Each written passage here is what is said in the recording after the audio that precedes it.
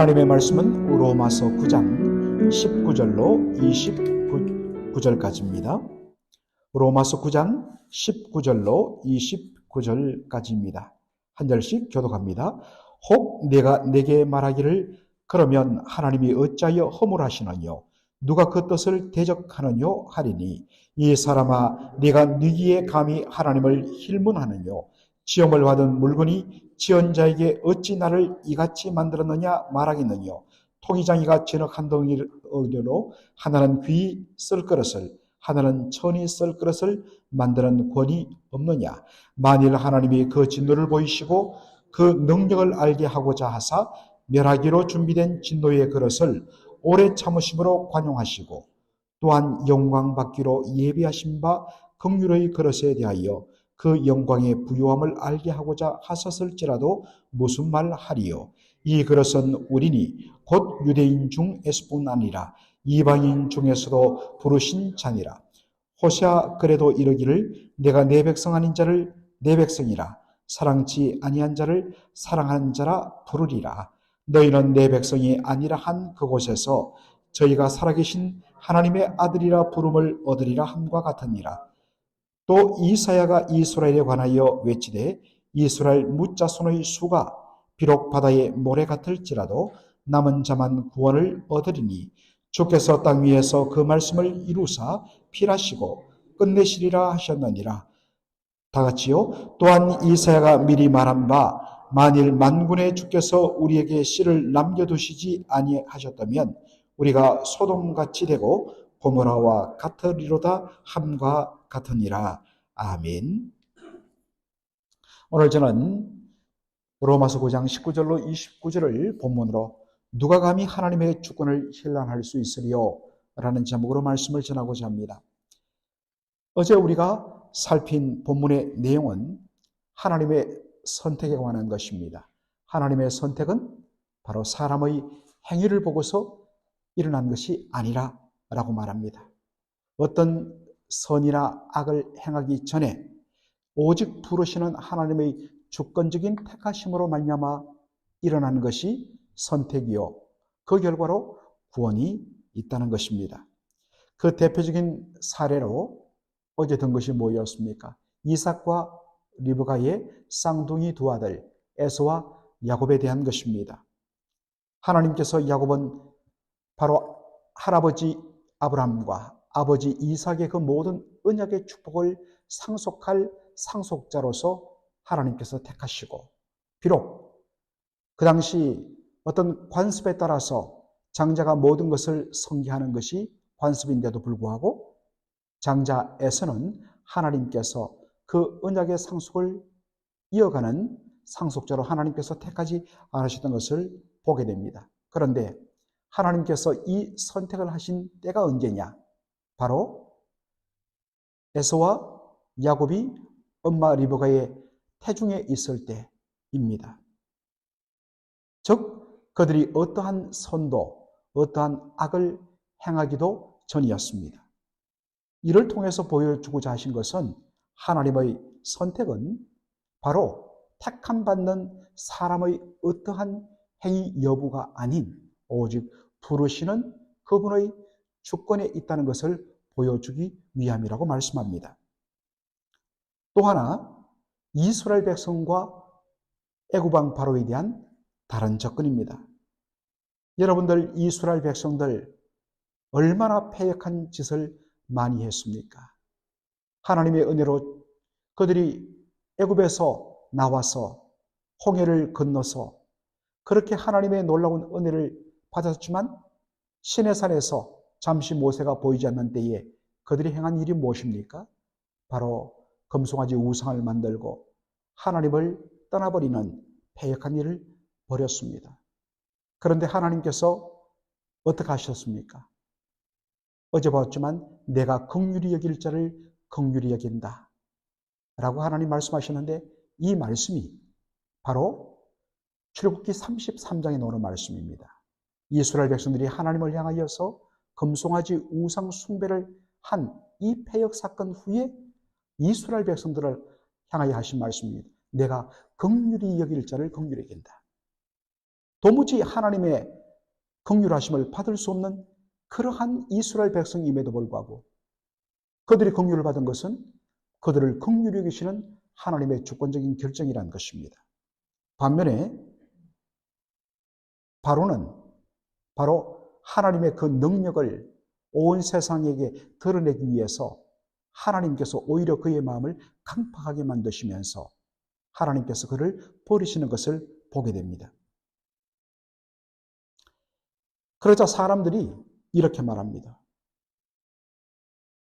하나님께서 누구는 긍휼히 여기시고 누구는 악하게 만드시고 어떻게 하나님이 그러실 수 있는가?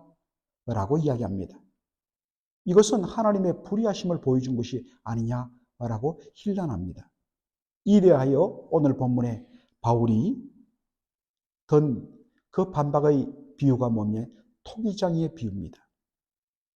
이것은 예레미야 18장에 나오는 말씀을 가지고 하는 이야기인데 토기장이가 한 흙덩이를 가지고 그 다음에 그것을 가지고 자신의 마음을 따라서 한 그릇은 아주 정말 존귀하게 쓰이는 우리로 말하면 고려청자와 같은 그런 것들을 만들기도 하고 또한 한 흙덩이를 가지고 만들었는데 그것은 정말 물 마시고 그냥 밥 말아 먹는 막 사벌로 천하게 쓰이는 그릇으로 만들더란 것입니다.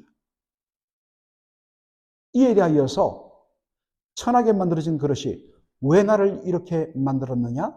토기장에게 말할 수 있는가 하는 것입니다. 그럴 수 없다는 것입니다. 하물며 창조주 하나님께서 당신의 뜻을 따라 그렇게 하셨을 때에 누가 왜 이렇게 하느냐 할 수 없다는 것입니다. 만일 하나님께서 자신의 선한 뜻을 따라서 어떠한 결정을 내렸는데 어떠한 것을 행하시고 만들었는데 그에 대하여서 할 수 없다라고 한다면 어떻게 하나님이 하나님 되실 수가 있겠느냐는 것입니다. 하나님은 하나님의 공의를 드러내기 위하여서 한 사람을 진노의 그릇, 여기에 그릇이란 것은 이런 그릇을 뜻하기도 하지만은 보통 어떤 대상이라, 오브젝트, 대상이라는 뜻으로 구약 성경에서 많이 씁니다. 진노의 대상으로 하나님 정하시기도 하고 또 어떤 경우에는 하나님의 자비로우심을 드러내기 위하여서 전혀 자비로움을 하나님의 긍휼을 사랑을 받을 자격이 없는 자에게 긍휼의 대상으로 정하기도 하십니다. 이것을 정하느냐 어떻게 하느냐는 전적으로 하나님의 주권에 관한 것입니다. 누가 감히 하나님의 주권적인 선택을 힐난할 수 있습니까? 특별히 하나님께서 우리 인생 중에 어떤 자들에게는 하나님 선택으로 말미암아 하나님의 놀라운 구원의 은혜와 긍휼을 받게 하시고 또 어떤 자에게는 하나님께서 택하지 아니하심으로 말미암아 하나님의 진노와 심판 아래 투기하시는 이 일을 두고서 우리는 불편히 여길 수가 있습니다. 하나님 어떻게 누구는 택하시고 누구는 택하지 않는가? 그런데 여러분 엄밀한 의미의 아담의 범죄로 말미암아 태어난 그의 모든 후손들은 바로 죄를 범하였으므로 하나님의 영광에 이르지 못하는 그 누구도 구원받을 자격이 없었던 것입니다.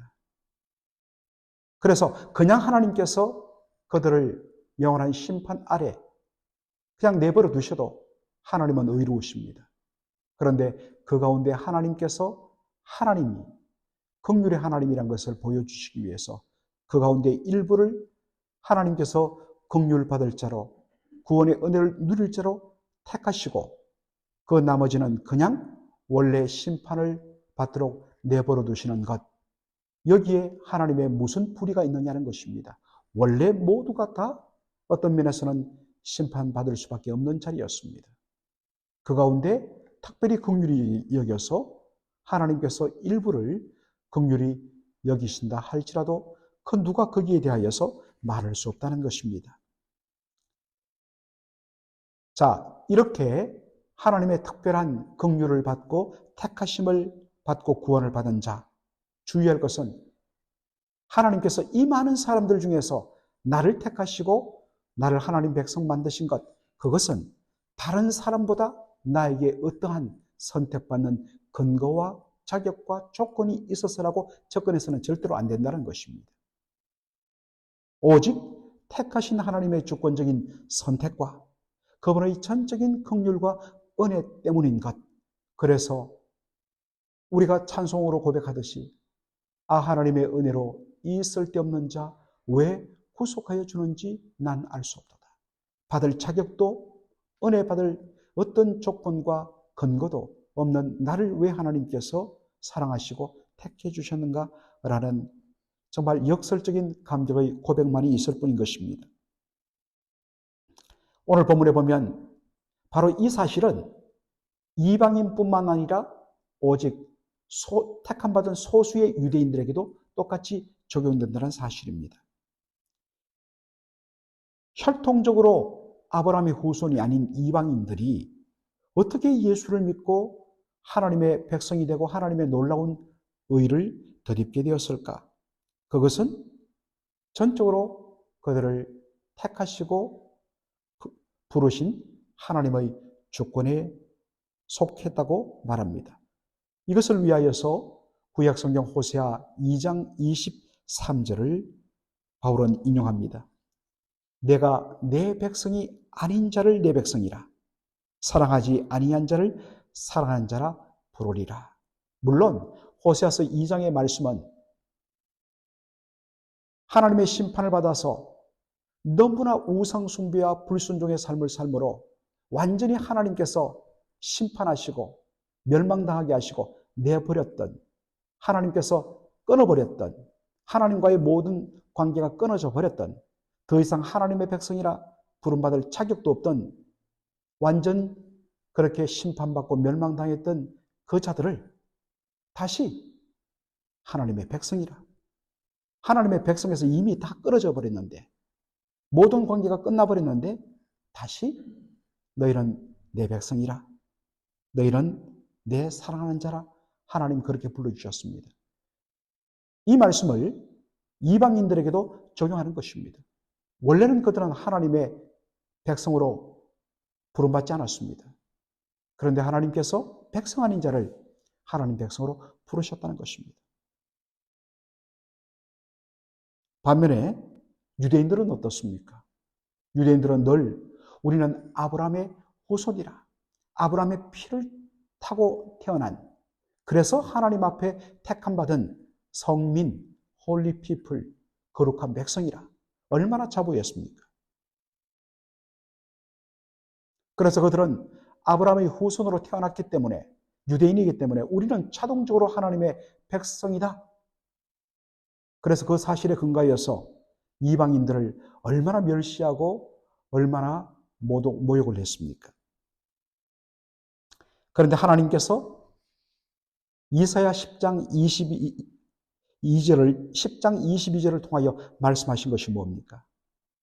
이사야 10장 22절 보면 이스라엘 백성들이 바다의 모래같이 많을지라도 오직 구원받는 자, 하나님의 백성이 되는 자는 남은 자만이 될 것이다 말합니다. 혈통적으로 아브라함의 후손이 자동적으로 하나님 백성, 하나님의 택함 받은 백성이 될 수 없는 이유는 뭐냐? 오직 남은 자만이 구원받을 것이기 때문입니다. 여러분, 여기에 남은 자란 것은 마지막까지 내가 믿음으로 정말 하나님 바라보며 내가 남은 그런 의미에서의 렘넌트, 남은 자라는 의미가 아니라 하나님께서 남겨두신 자란 말입니다. 하나님께서 그 중에 모두가 다 타락했는데 그 중에 정말 불쌍히 여겨서 하나님께서 일부만 남겨두셨는데 하나님께서 남겨놓은 자만이 구원을 받는다. 내가 잘나서가 아니라 하나님이 남겨놓으셨기 때문에 남은 자가 된 것입니다. 여기서 바울은 하나의 힌트를 발견합니다. 현재 유대인들, 여러분 왜 로마서 9장부터 11장에 걸쳐서 갑자기 사도 바울이 유대인의 구원의 문제를 다루었는가? 어제도 말씀드렸지만 로마서 1장부터 8장까지 오직 의인은 믿음으로 말미암아 살고 오직 믿음으로 말미암아 의롭다함 받고 구원받는 이 놀라운 은혜가 우리에게 주어졌는데, 그러면 예수님을 십자가에 못 박아버리고 예수님의 메시아됨을 거부하는 유대인들은 어떻게 될 것인가? 구원받지 못한다라는 것이 그 당시의 정세였습니다. 이에 대하여 바울이 말합니다. 하나님의 구원은 전적인 하나님의 주권적인 선택에 의해서 일어난 것이기 때문에 유대인 중 일부 하나님에 의해서 택함받은 자라면 그들도 하나님의 긍휼과 자비를 얻을 수 있다라는 식으로 지금 말하고 있습니다. 그래서 말합니다. 바울은 바로 이 이사야 10장 22절의 말씀을 인용하여서 하나님께서 일부 남겨둔 자, 하나님께서 긍휼히 여기시고 택한 자들은 구원의 은혜를 누리게 될 것이라고 이야기합니다. 그리고 이사야 1장 9절도 인용합니다. 만일 하나님께서 씨를, 자손들을 남겨두지 아니하셨다면 우리들은 소돔과 고모라처럼 폐역해서 유황불 심판으로 완전히 불타버리고 사라져버린 소돔과 고모라처럼 우리 이스라엘 자손들이 다 사라졌을 것인데, 하나님께서 씨를 그 가운데도 남겨두셔서 하나님께서 은혜로 보존케 하셨다라는 말씀을 합니다. 비록 유대인들이 예수님을 거부하고 예수님을 십자가에 못 박는데 앞장섰습니다. 이 예수 죽인 죄를 우리와 우리의 자손들이 다 담당하겠습니다라고 그 유대인들의 지도자가 말했지 않습니까? 당연히 그들 모두는 바로 메시아를 거부하고 죽인 죄로 전체가 다 멸망당해야 마땅합니다. 그러나 하나님 말씀하십니다. 하나님께서 그 가운데도 씨를 남겨두셨다. 이런 말씀을 통하여서 하나님께서 그 가운데도 사람이 택함받고 구원받는 것은 그 사람들이 행한 어떠한 행위가 아니라 뭐라고요? 부르신 하나님의 긍휼과 자비에 근거하신 것이다. 그러한 것으로 봤을 때 그 패역한 유대인들 가운데도 하나님 일부 하나님께서 택하시고 구원하기로 작정하셔서 하나님 구원을 베푸신 자들이 있다. 여러분, 그 대표적인 인물이 누굽니까? 바울 아닙니까? 바울도 유대인입니다. 그리고 예루살렘 교회 성도들의 대부분이 바로 유대인들 아닙니까? 물론 사도행전을 보면 사도 바울이 가는 곳마다 먼저 유대인 회당에 들어가서 복음을 전하지만 거의 정말 10중 8구 돌 맞고 침 뱉고 조롱당하고 쫓겨났습니다. 결국 끝까지 복음을 거부하는 사람들은 죽습니다. 그러나 비록 그들의 조상의 그 패역함과 동족들의 악함이 있지만은 그 가운데 하나님께서 구원하기로 작정하신 자는 구원받는다는 것입니다. 그런데 내가 다른 유대인들보다 그래도 내가 좀 더 낫고 마음이 착하고 열렸기 때문에 아니에요.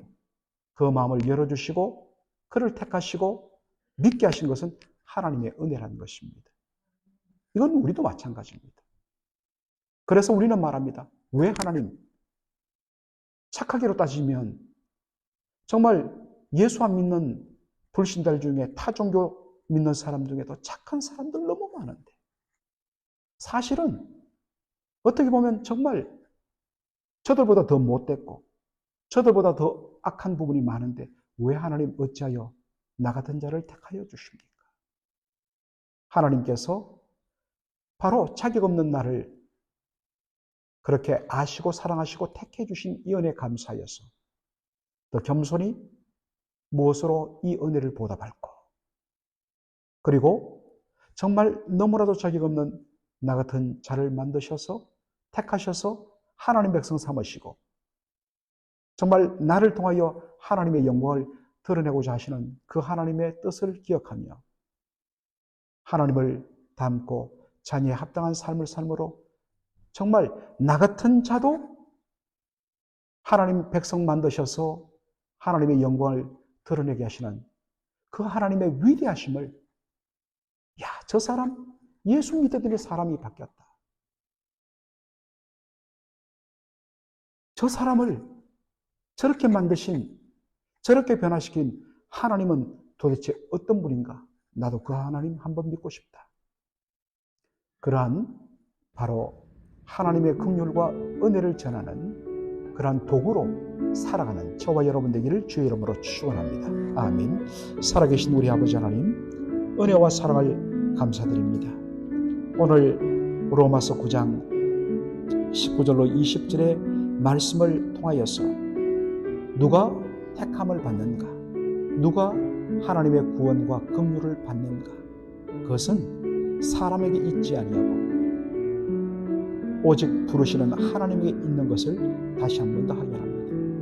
유대인의 관점에서 이방인들은 절대로 은혜를 받을 수 없는 자들인데 하나님께서 하나님 백성 아닌 자를 하나님 백성으로 부르시고 하나님 사랑받지 못하는 자들을 하나님의 사랑받는 자로 불러 수많은 이방인들, 바로 그 가운데는 우리도 혈통적으로 아브라함의 후손이었는데 이렇게 예수 믿게 하신 놀라운 은혜를 감사합니다.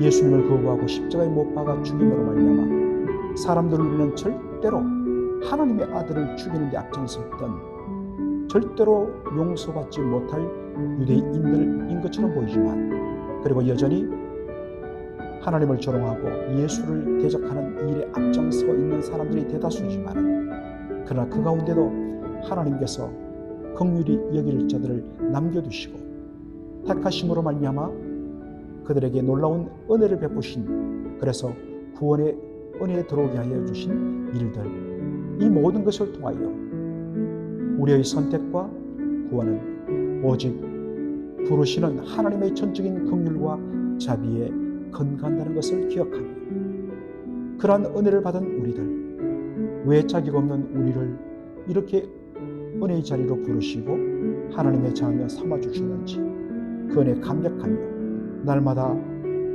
우리를 이러한 은혜 가운데 인도하신 하나님 한 분만을 자랑하며 높이는 저희들의 삶이 되게 하여 주시옵소서. 예수님의 이름으로 기도하옵나이다. 아멘.